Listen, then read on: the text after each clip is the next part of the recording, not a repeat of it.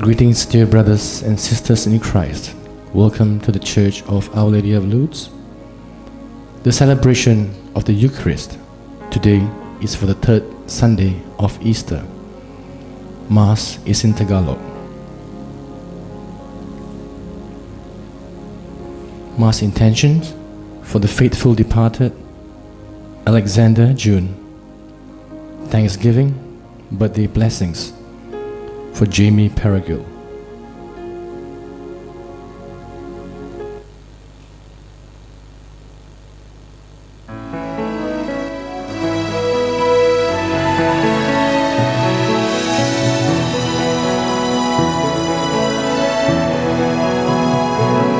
Papurihan ng tapat at pasalamatan si Jesus na Diyos ng buong sanlibutan. Sa kanyang pagkabuhay ating nasaksihan, tunay niyang pag-ibig at buhay na walang hanggan. Sama-samang sambahin ang Ama, salubungin ang tunay na papuri. Ipaguni ang pagkabuhay ng anak niyang si Jesus, kaligtasan ng buong sanlibutan. Papurihan ang tapat at pasalamatan si Jesus na Diyos ng buong sanlibutan. Sa kanyang pagkabuhay ating nasaksihan, tunay niyang pag-ibig at buhay na walang hanggan. Tunay niyang pag-ibig at buhay na walang hanggan.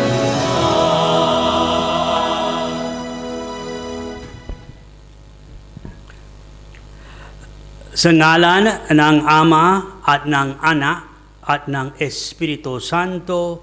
Amen.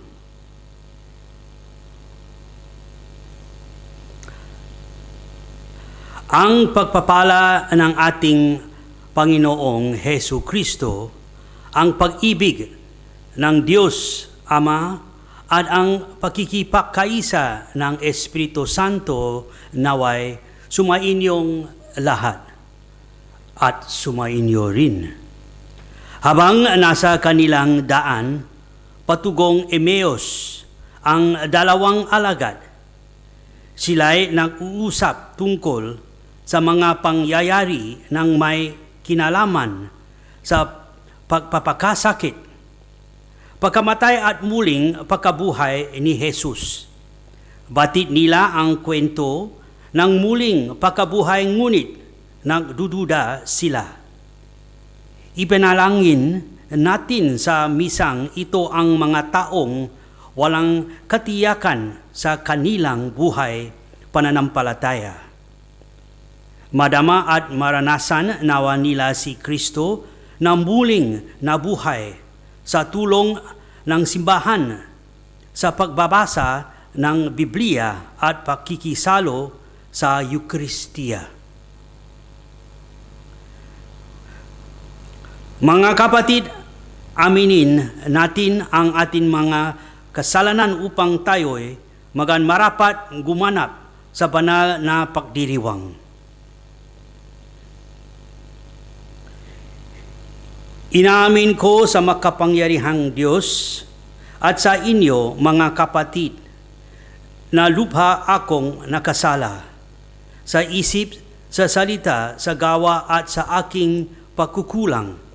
Kaya isinasamo ko sa mahal na Birheng Maria, sa lahat ng mga anghel at mga banal, at sa inyo, mga kapatid, na ako'y ipinalangin sa Panginoong ating Diyos. Panginoon, kaawan mo kami. Kristo, kaawan mo kami. Panginoon, kaawan mo kami.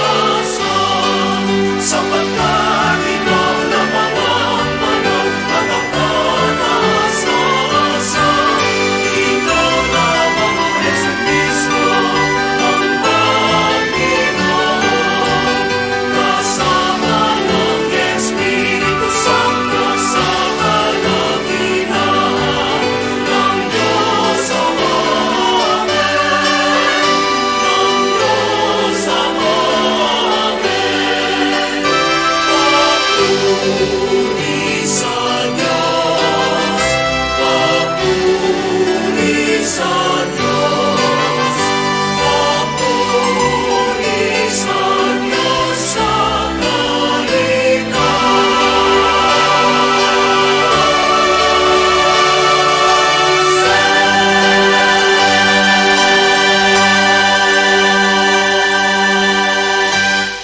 Manalangin tayo.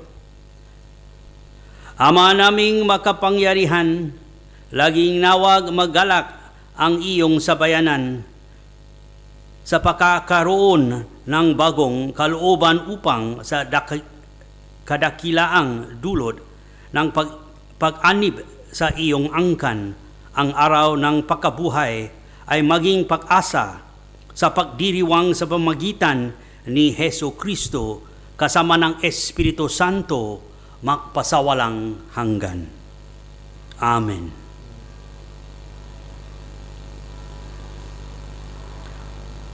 Unang pagbasa mula sa mga gawa ng mga apostol.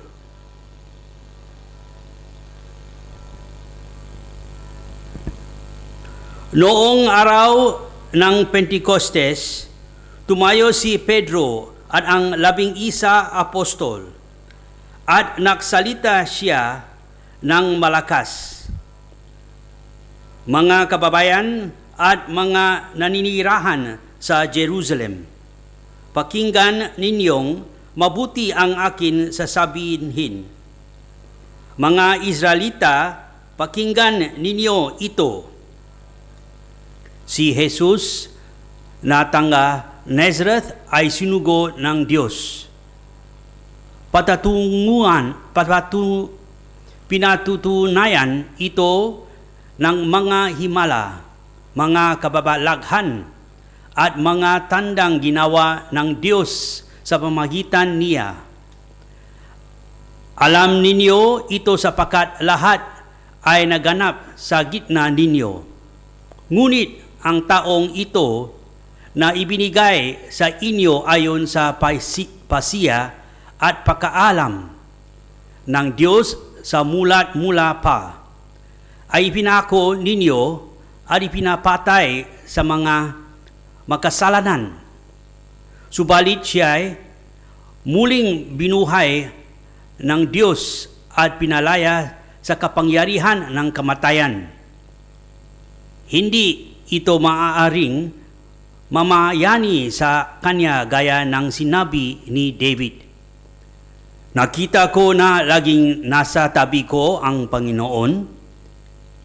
Siya'y kasama ko kaya't hindi ako matitigatig. Dahil dito, nagalak ang puso ko at umawit sa tuwa ang aking dila. At ang katawan ko'y nahihimlay na may pag-asa.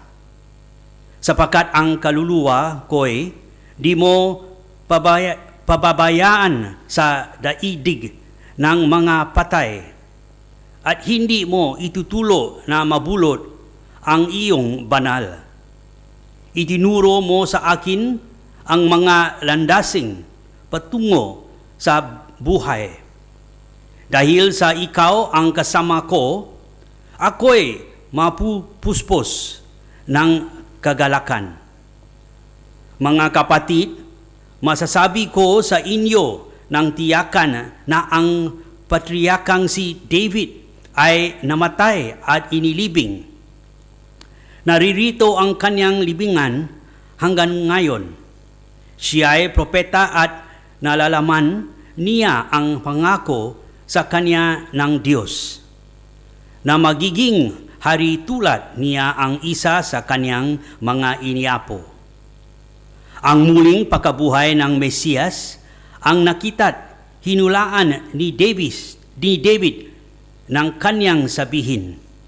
Hindi siya pinabayaan sa daigdig ng mga patay at hindi itunulot na mabulok ang kanyang katawan. Itong si Jesus ay muling binuhay ng Diyos at saksi kami lahat sa bagay na ito. Nang itaas siya sa kanan ng Diyos, tinagap niya sa kaniyang Ama ang ipinangkong Espiritu Santo at ito'y kaniyang ipinakalob sa amin. Tulad ng inyong nakikita at naririnig ngayon.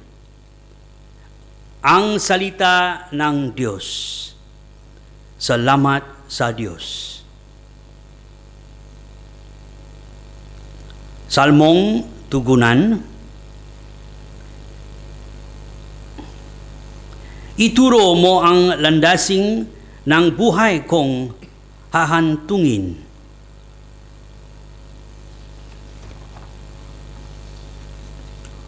O Diyos, ako'y ingatan mo, ingatan ang iyong lingkod. Ang hangad ko ay maklitas, kaya sa iyo dumudulog. Kaya'y aking Panginoon, ang wika ko sa aking Diyos.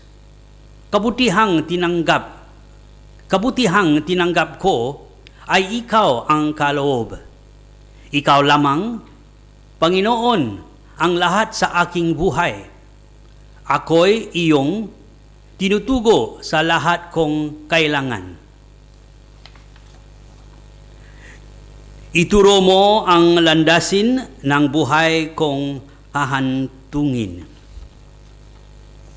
Pinupuri ko ang puon na sa akin at patnubay. Kahit gabi diwa niya ang sa aki umaakay. Nababatid ko na siya kasama ko oras-oras. Sa piling niya, kailamay hindi ako matitinag. Ituro mo ang landansin ng buhay kong hahantungin. Ituturo mo ang landas na buhay, ang hahantungan sa piling mo'y madarama ang lubos na kagalakan.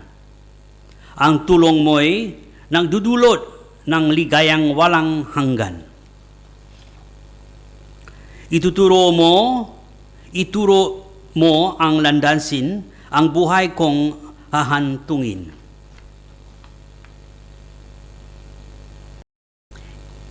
Ikalawang pagbasa mula sa unang sulat ni Apostol San Pedro. Mga pinakamamahal ko, walang itinatangi ang Diyos. Pinaghahalagahan niya ang bawat isa ayon sa mga ginawa nito.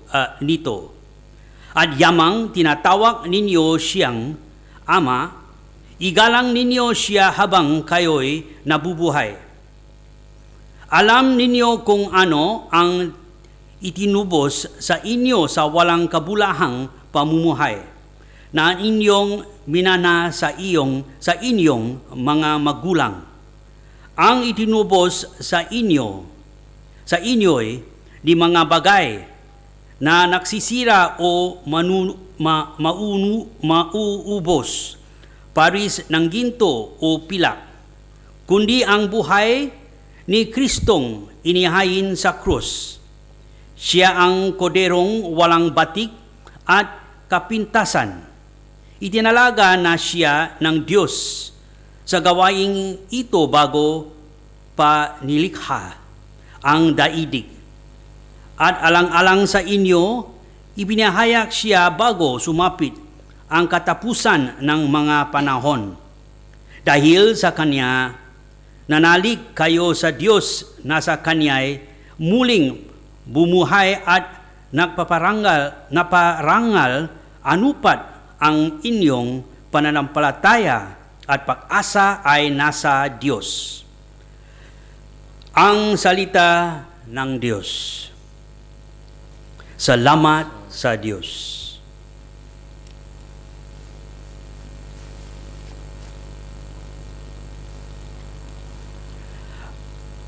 Aleluya, aleluya. Poong Jesus kami hiling, kasulot tayo, liwinangin kami ngayoy, pag-alabin. Aleluya, aleluya. Sumainyo ang Panginoon Ang mabuting balita ng Panginoon ayon kay San Lucas. Nang linggo ding iyon, ang dalawa sa mga alagad ay patungo sa isang ngayon tinatawag na Emmaus. May 11 kilometro ang layo sa Jerusalem. Pinag-uusapan nila ang mga pangyayari. Samantalang nang uusap sila at nagtatanungan, lumapit si Jesus at nakisabay sa kanila. Siya'y nakita nila, ngunit hindi nakilala agad. Tinanong sila ni Jesus, "Ano ba ang pinag-uusapan ninyo?" At tumigil silang nalulubay. Sinabi ng isang na ang ngalay, Cleopas, "Kayo lamang po yata ang dayuhan sa Jerusalem na hindi nakaalam sa mga bagay na katatapos pa lamang niyang nangyari roon." "Anong mga bagay?" tanong niya. At sumagot siya, "Tungkol kay Jesus na taga Nazareth, isang propetang makapangyarihan sa gawa at salita, maging sa harapan ng Diyos at ng mga tao. Isinakdal siya ng aming mga punong sasedote at mga pinuno upang mahatulang mamatay. At siya ay pinako sa krus. Sapan naman ang iniaasahan namin magpapalaya sa Israel. Hindi lamang iyan. 3 araw na ngayon mula nang mangyari ito, nabigla kami sa ibinalita ng ilan sa mga babaeng kasamahan namin. Maaga raw silang nagpunta sa libingan at di nila natakpuan ang kanyang bangkay. Nagbalik sila at ang sabi, nakakita raw sila ang isang pagitain, mga anghel na nagsabing buhay si Jesus. Pumunta rin sa libingan ang ilan sa mga kasama namin at gayon nga ang natakpuan nila. Ngunit hindi nila nakita si Jesus. Sinabi sa kanila ni Jesus, "Kaya hangal ninyo, ano't hindi ninyo mapaniwalaan ang lahat ng sinabi ng mga propeta? Hindi baat ang Mesiyas ay kailangang magbata ng lahat ng ito bago niya kamtan ang kanyang marangal at katayuan?" At ipinaliwanag sa kanila ni Jesus ang lahat ng nasasaad sa kasulatan tungkol sa kanyang sarili, simula sa mga aklat ni Moises hanggang sa sinulat ng mga propeta. Malapit na sila sa Nayong, kanila patutunguhan at si Jesus ay waring magpapatuloy ng lakad. Ngunit siya'y pinakapigil-pigil nila. "Tumuloy na po kayo rito sa amin," anila, "sapagkat palubok na ang araw at dumidilim na." Kaya't sumama nang siya sa kanila, nang siya'y kasalo na niya sa hapag. Kinuha niya ang tinapay at nagpasalamat sa Diyos. Saka pinaghati-hati at ibinigay sa kanila. Nabuksan ang kanilang panining at kanilala nila sa Jesus. Subalit ito'y biglang nawala. Anawikan nila, "Kaya pala gayon ang pakiramdam natin habang tayo'y kinakausap sa daan at ipinapaliwanag sa atin ang mga kasulatan." Noon tumiding sila at nagbalik sa Jerusalem. Naratnan nila nakakatipon ang 11 at ang ibang mga kasama nila na nag-uusap-usap. Muli ngang nabuhay ang Panginoon. Napakita kay Simon at isinalaysay ang dalawa ang nangyari sa daan at kung paano nila siyang nakilala ng paghati-hatin niya ang tinapay. Ang mabuting balita ng Panginoon. Pinupuri ka namin, Panginoon Hesu Kristo.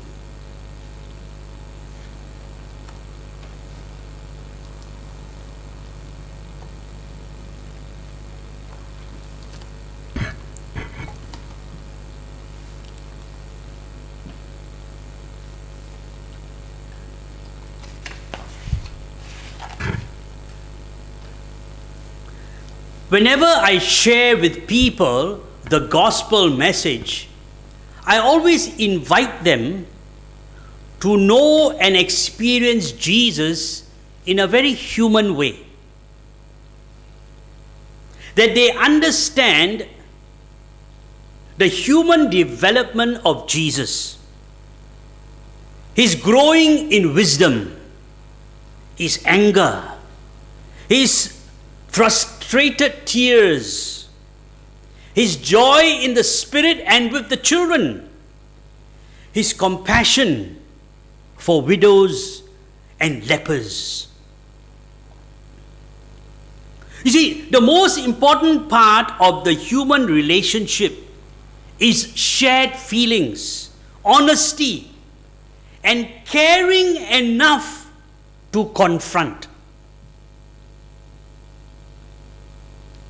Jesus' irritation is clearly seen with the disciples in today's gospel. What little sense do you have? You see, what Jesus is doing today is he's offering us something like what we call a confronting care. Confronting care in the gospel. First, he approaches the disciples and he walks with them. He turns his direction and walks in their direction. What are you discussing? Jesus asked them as he shares and they share their experience. They are in distress. All their hopes have been gone. And what does Jesus do? He establishes a relationship by his attention to their experience. And he shares with them his feelings. And from that part, they are put off by this confrontation. And they become overjoyed.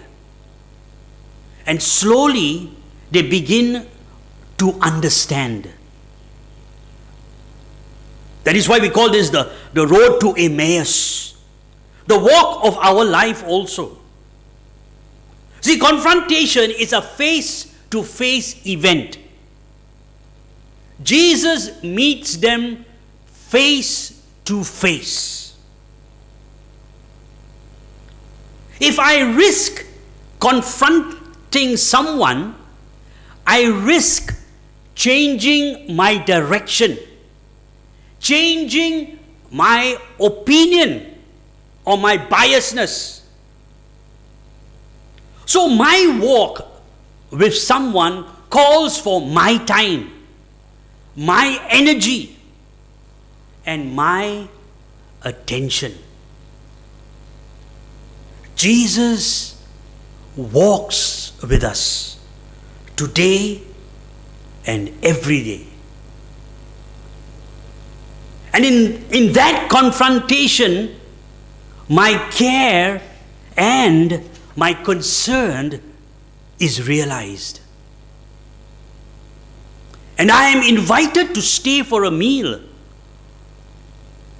And you see how that relationship has deepened as you walk with Jesus.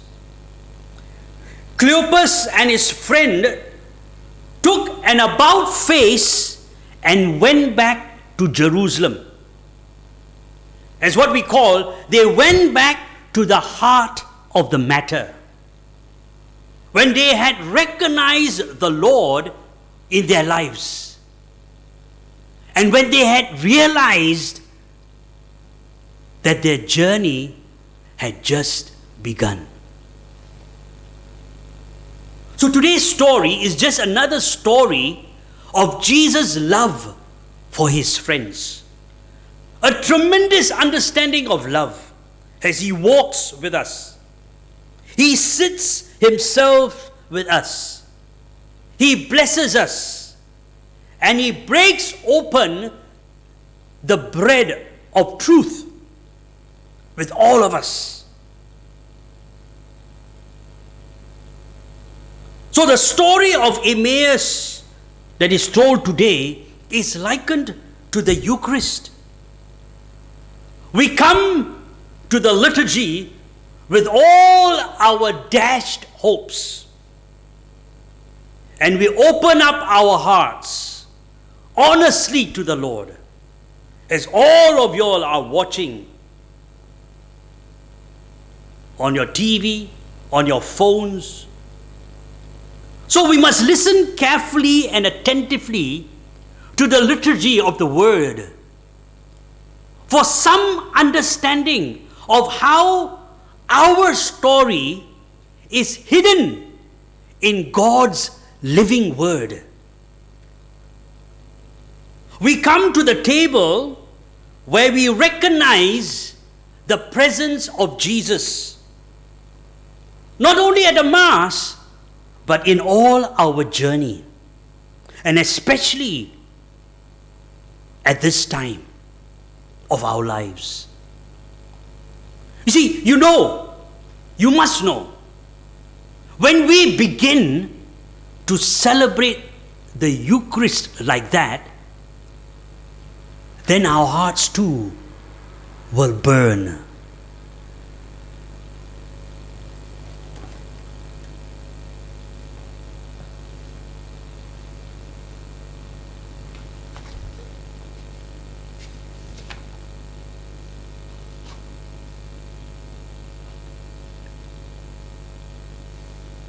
Together, my dear friends, as one family, we profess our faith. Sumasampalataya ako sa Diyos, amang makapangyarihan sa lahat, na may gawa ng langit at lupa. Sumasampalataya ako kay Yesu Kristo, iisang anak ng Diyos. Panginoon nating lahat, nakakatawang tao, siyang lalang ng Espiritu Santo. Ibinanganak ni Santa Mariang Birhen, pinagpakasakit ni Poncio Pilato, ibinako sa krus, namatay, inilibing, nanaog sa kinaroroonan ng mga yumayo ng may ikatlong araw na buhay ng manguli, umakyat sa langit, naluluklok sa kanang ng Diyos amang makapangyarihan sa lahat. Doon magmumulang paririto at huhukom sa nangabubuhay at nangamatay na tao. Sumasampalataya naman ako sa Diyos Espiritu Santo, sa banal na simbahan Katolika, sa kasamahan ng mga banal, sa kapatawaran ng mga kasalanan, sa pagkabuhay na muling na nangamatay na tao at sa buhay na walang hanggan. Amen. Tumulog tayo sa ating Ama gagawin ang lahat para sa kapahamakan, kapakanan ng kaniyang mga anak.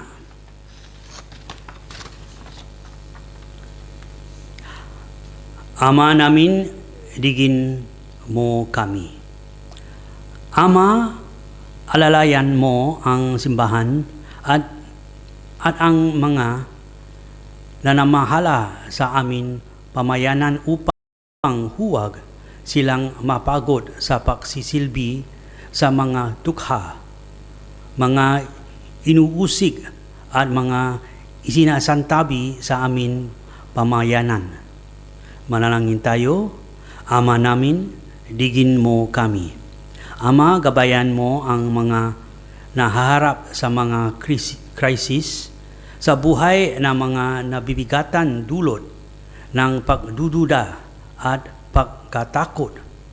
Manalangin tayo. Ama namin, digin mo kami. Ama, makita na kawa na amin. Ama, nakita na nawa namin sa banal na kasulatan at sambahin ka sa Eucharistia, sapagkat ikaw ay mapapasa amin upang bangngasin ang aming mga puso. Manalangin tayo. Ama namin, digin mo kami. Ama, patuloyin mo sa iyong kaharian ang mga yumao naming kapatid. Manalangin tayo. Ama namin, digin mo kami. Ama, sa pamagitan ng aming mga kahilingan, maging matatag nawa kami sa aming paglalakbay tungo sa iyo. Hinihiling namin ito sa pamagitan ni Kristong aming Panginoon. Amen.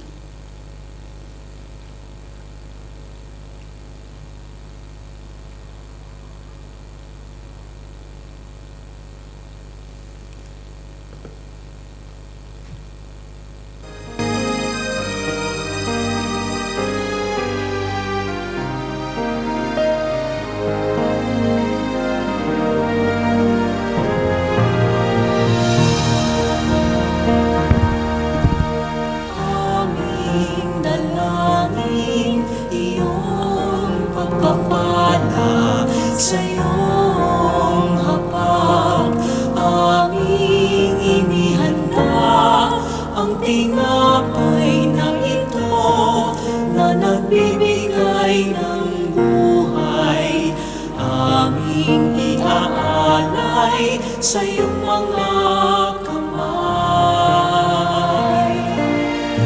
Aming dalangin, iyong pagpapala sa iyong hapag, aming inihanda ang alak na ito na nagbibigay lakas, aming iaalay sa iyong mga kamay. Pinupuri ka namin, aming Ama, nang dahil sa iyong pag-ibig ay aming madama. Pinupuri ka namin, aming Ama, nawa'y pagpalain sa biyaya ka na.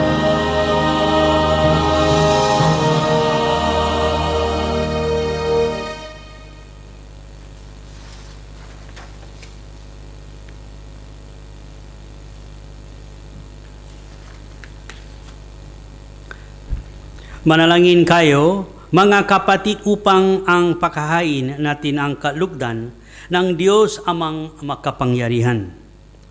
Tanggapin nawa ng Panginoon itong paghahain sa iyong mga kamay, sa kapurihan niya at karangalan sa ating kapakinabangan at sa buong sabayanan niyang banal.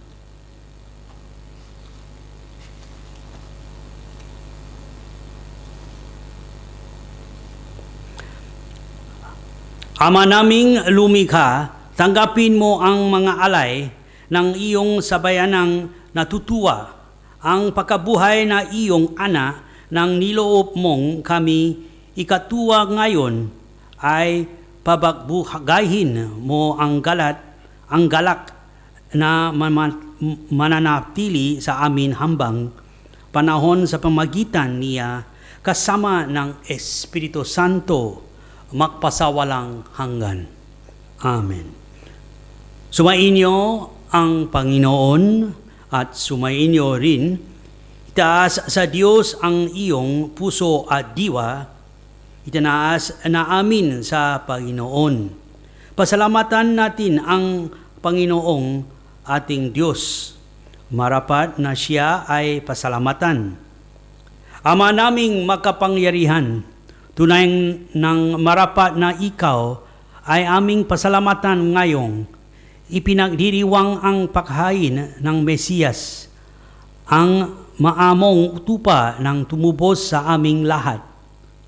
Naghahaying walang humpay ang anak mong minamahal upang makasalo-salo ang tanan sa piging na iyong buhay.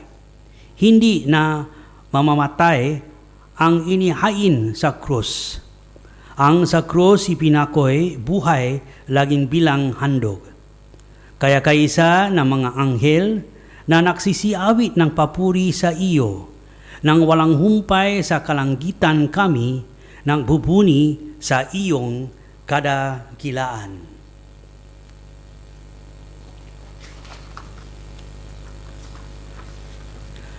Santo, Santo, Santo, Panginoong Diyos ng mga hukbo, napupuno ang langit at lupa ng kadakilaan mo. Hosana sa kaitaasan. Pinagpala ang naparirito sa ngalan ng Panginoon. Hosana sa kaitaasan. Ama naming banal, ikaw ang bukal ng tanang kabanalan. Kaya't sa pamamagitan na iyong Espiritu gawin mong banal ang mga kaloob na ito upang para sa amin maging katawan at dugo na aming Panginoong Heso Kristo.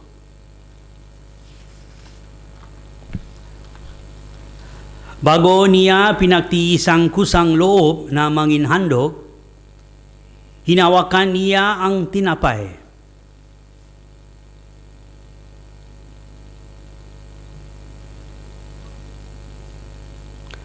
Pinasalamatan kaniya, pinaghati-hati niya iyon, iniabot sa kaniyang mga alagad at sinabi, "Tanggapin ninyong lahat, ito at kanin, ito ang aking katawan na ihahandog para sa inyo."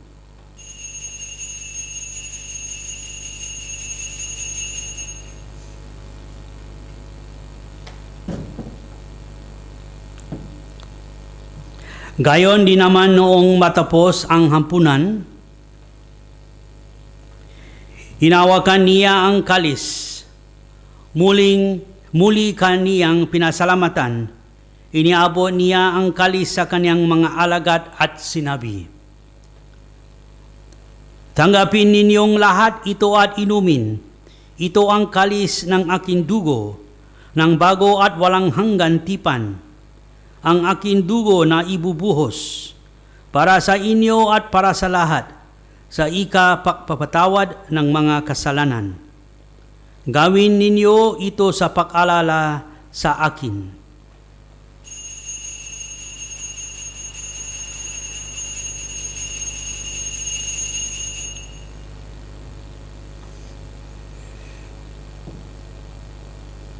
Ipagbuni natin ang misteryo ng pananampalataya. Si Kristo namatay, si Kristo ay nabuhay, si Kristo ay babalik sa wakas ng panahon. Ama, ginagawa namin ngayon ang pag-alala sa pagkamatay at muling pagkabuhay na iyong anak. Kaya't iniali namin sa iyo ang tinapay ng nagbibigay buhay at ang kalis ng nakakaloob ng kaligtasan. Kami nagpapasalamat dahil kami iyong minarapat na tumayo sa harap mo para maklikot sa iyo. Isinasamo namin kami makasalo-salo sa katawan at dugo ni Kristo ay mabuklot sa pagkakaisa sa pamagitan ng Espiritu Santo. Ama, linggapin mo ang iyong simbahang laganap sa buong daigdig. Puspusin mo kami sa paibig. Kaysa ni Francis na aming Papa, aning William na aming Obispo, at ng tanang kaparian. Alalahanin mo rin ang mga kapatid naming nahimlay nang may pag-asang sila'y muling nabubuhay. Gayon din ang lahat ng mga pumanaw. Kaawan mo sila at patuloyin sa iyong kaliwanagan. Kaawan mo at pagindapatin kami lahat na makasalo sa iyo buhay na walang wakas. Kaysa na mahal ng Birheng Maria na ina ng Diyos, kaysa ng mga apostol at ng lahat ng mga banal na namuhay dito sa daigdig ang kalugot-lugot sa iyo.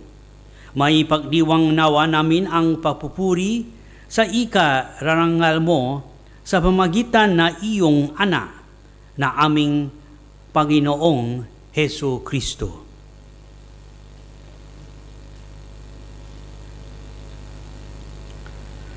Sa pamagitan ni Kristo, kasama niya at sa Kanya, ang lahat ng parangal at papuri ay sa iyo.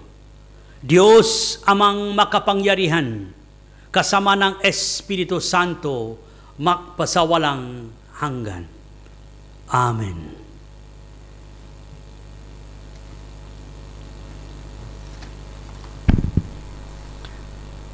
Sa tagubilin ng mga nakagagaling na utos at turo ni Jesus na Panginoon natin at Diyos, ipahayag natin ang lakas loob.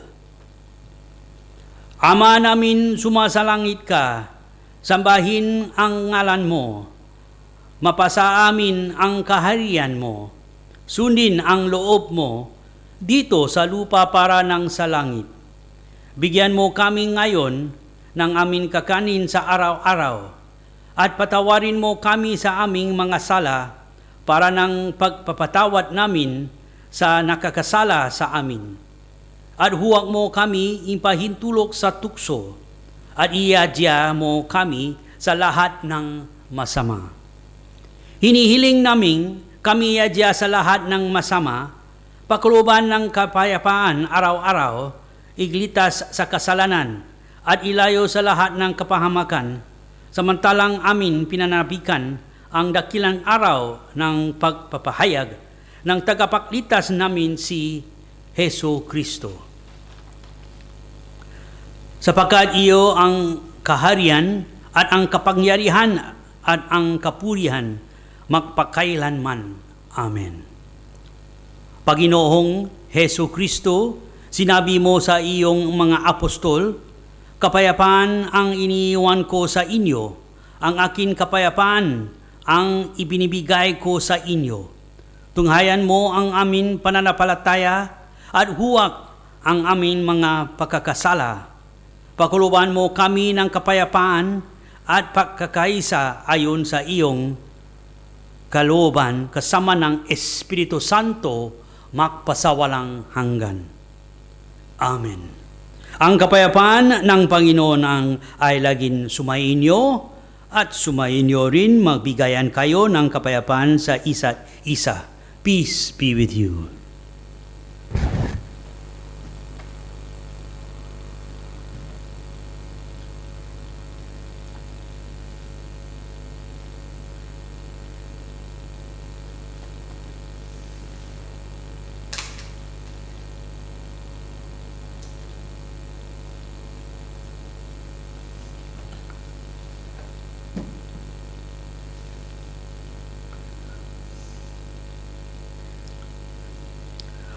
Kordero ng Diyos na nag-aalis ng mga kasalanan ng sanlibutan, maawa ka sa amin. Kordero ng Diyos na naalis ng mga kasalanan ng sanlibutan, maawa ka sa amin. Kordero ng Diyos na nag-aalis ng mga kasalanan ng sanlibutan, ipakaloob mo sa amin ang kapayapaan.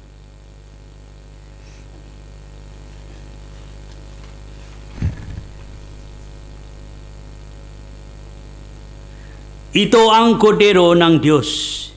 Ito ang nag-aalis ng mga kasalanan ng sanlibutan. Mapalad ang mga inaanyayahan sa kaniyang piging. Panginoon, hindi ako karapat-dapat na magpatuloy sa iyo. Ngunit sa isang salita mo lamang ay gagaling na ako.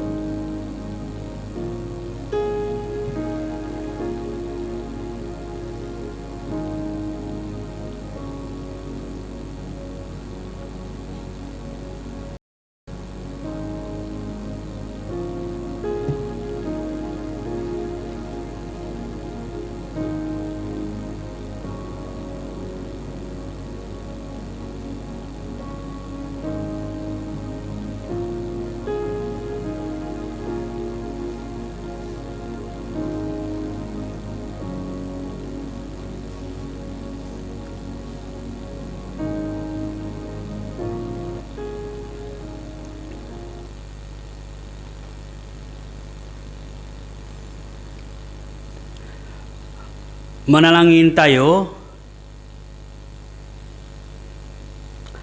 Ama naming mapagmahal, tunghayan mo at linggapin ang iyong sabayanan na minarapat mong makinabang sa piging na magpakailanman. Pakailanman. Ipakaloob mong kami maluwalhatian makarating sa pagkabuhay na magtatampo sa amin ng iyong piling sa pamagitan ni Hesu Kristo kasama ng Espiritu Santo magpasawalang hanggan. Sumayin niyo ang Panginoon at sumayin niyo rin. Papalain kayo ng makapangyarihang Diyos, Ama at Anak at Espiritu Santo. Tapos na ang banal na bisa, umayo kayong taklay ang kapayapaan ni Kristong muling nabuhay. Aleluya, aleluya. Salamat sa Diyos. Aleluya, aleluya.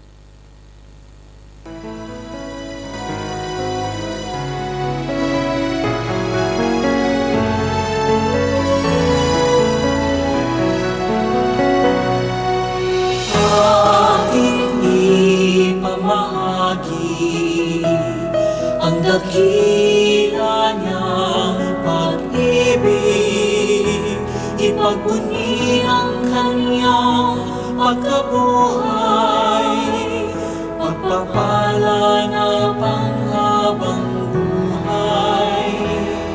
Umayo at damangin